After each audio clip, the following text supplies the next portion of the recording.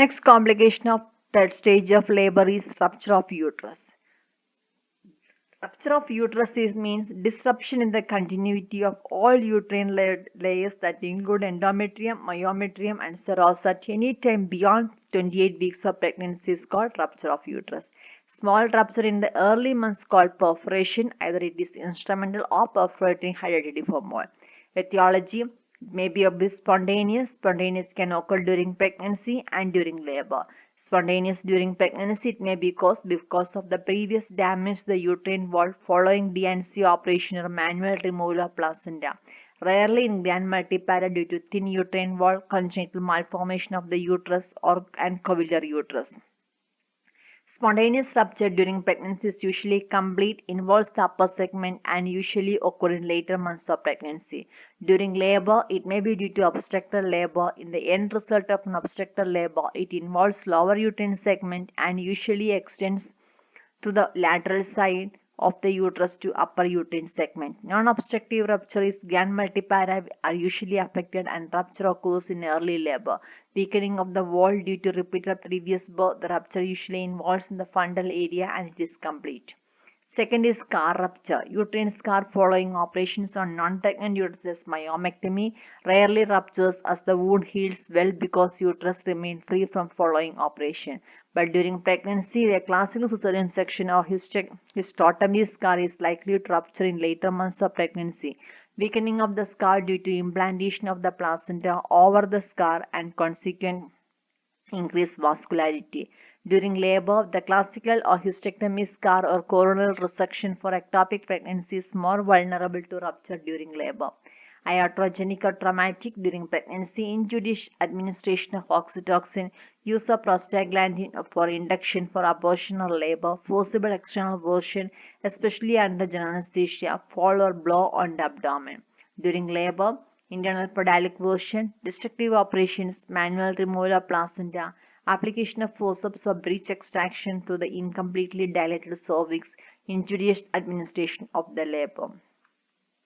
Pathology types, it is important to distinguish between complete and incomplete rupture depending on whether peritoneum involved or not. Incomplete rupture usually results from rupture of lower uterine segment scar or extension of the cervical tear into the lower segment with formation of broad ligament hematoma. Complete rupture occurs following disruption of the scar in upper segment. It may also due to spontaneous rupture of both obstructive and non-obstructive type. Site spontaneous non-obstructive rupture usually involves upper uterine segment and often fundus, whereas obstructive type the rupture involves anterior lower segment transversely and often extends upwards along the lateral uterine wall. Diagnosis of rupture of uterus during pregnancy can be scar rupture. Patient complains of dull abdominal pain over the scar area with a slight vaginal bleeding. Varying degree of tenderness on palpation. FHS may irregular or absent. Soon the rupture may become complete, acute pain and collapse. Spontaneous rupture in injured uterus common in Paris women, acute onset of or acute abdominal pain with fainting attack and collapse, presence of features of shock and tenderness on abdominal palpation.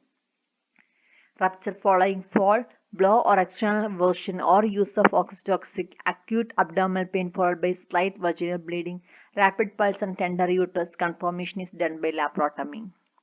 Signs of uterine rupture during labor. Sudden appearance of fetal distress during labor is the common sign. Uterine contractions suddenly stop. Palpation of the fetus in the abdomen, that means outside the uterus. Fetal death, hemorrhage, then hypovolemic shock. Prophylaxis. The risk mothers likely to rupture should have mandatory hospital delivery, like contracted pelvis, previous history of cesarean section, hysterectomy or myomectomy, uncorrected transfers like grand multiparity and non-case of hydrocephalus. GA should not be used to give undue force on external version. Undue delay in the progress of labor in multiparity is the previous uneventful delivery. Judicious selection of cases with previous history cesarean section for vaginal delivery. Attempted forceps delivery or breech extraction to incompletely dilated cervix should be avoided. Destructive vaginal operation should be performed by a skilled personnel. Manual removal of morbid adherent placenta done by a senior person. These are some of the preventive measures or prophylaxis for prevention of rupture of uterus. Investigations include CTG, Fetal distress as evidenced by abnormalities in the fetal heart rate, diminished baseline uterine pressure, loss of uterine contractility, USG. This is probably the safest and most useful imaging technique during pregnancy. Before rupture, a uterine wall thinner than 2 mm as determined by ultrasonography performed within the 1 week of delivery significantly increased the risk of uterine rupture. Positive and negative predictive values are 7.39% and 100% respectively. A French study suggests that uterine wall thickness greater than 4.5 mm has negative predictive value of 100%, but unfortunately, the positive predictive value of thickness less than 3.5 mm is poor at only 11.8%.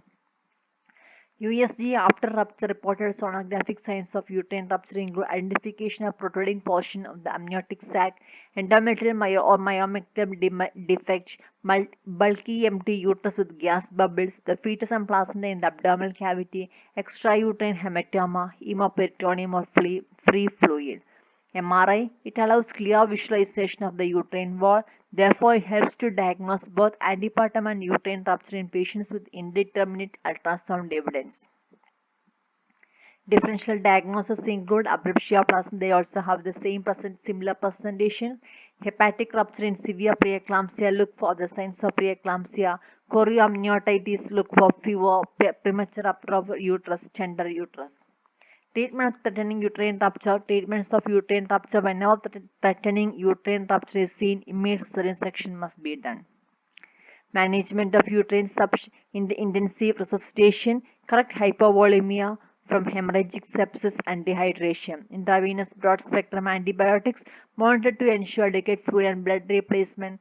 Blood volume expansion may worsen the bleeding from damaged vessel, so the laparotomy should not be delayed. Once patient condition has improved, emergency exploratory laparotomy with cesarean delivery. Several studies have shown that delivery of the fetus within 10 to 37 minutes of uterine rupture is necessary to prevent serious fetal morbidity and mortality. Types of surgical depends on type of uterine rupture, event of uterine rupture, degree of hemorrhage, high parity, edges of rupture are ragged or irregular, general condition of the mother's desire for future childbearing. Emergency laparotomy with cesarean delivery. Surgery include repair of uterus without tubal ligation, repair of uterus with tubal ligation, removal of uterus, it can be a total or subtotal. In case of lateral rupture involving lower uterine segment and uterine artery where hemorrhage and hematoma obscure the operative field, ligation and bilateral hypogastric artery to stop bleeding may be needed. Conservative surgical management involving the uterine repair should be reserved for women who are following things.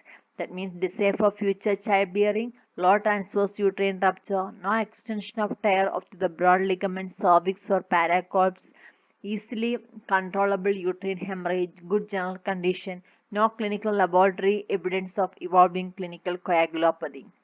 Hysterectomy should be considered as a treatment of choice when intractable uterine bleeding occurs or when uterine rupture sites are multiple, longitudinal or low-lying.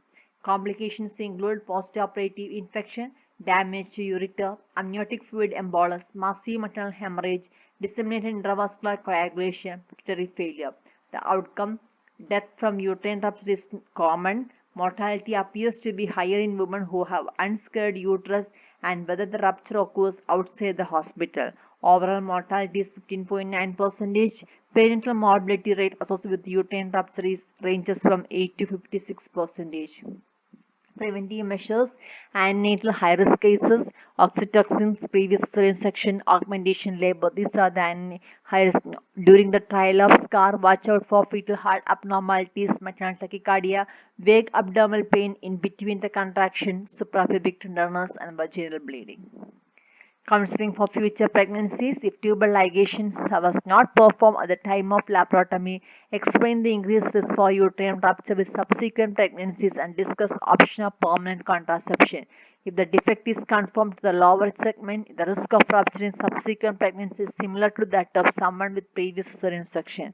If the extensive scar involving upper segment, future pregnancies may be contraindicated. When the woman with a history of uterine rupture should have planned elective cesarean section 37 to 38 weeks of their next pregnancy.